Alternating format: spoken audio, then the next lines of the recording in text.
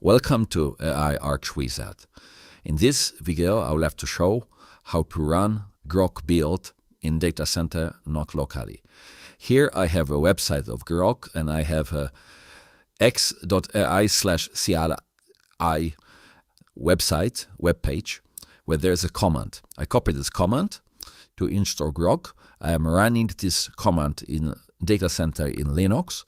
Groq has been installed, and now I am running the Groq build. And you see, it's not logged in.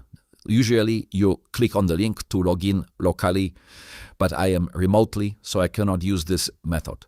I will use different method to run it from data center, for login in data center. To log in data center, I have to get API key. So I log in via SSH to a remote data center Linux server there, and I go to the console.x.ai to get API key, put API key in variable in bash rc, and then it is in environment variable, and then you can run the Groq by using this API key from environment variable.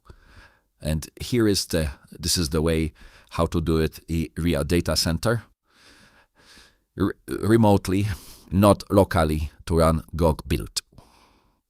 And now I am back in the terminal, and I'll type Groq, and you can see in the lower right corner that API key is being used.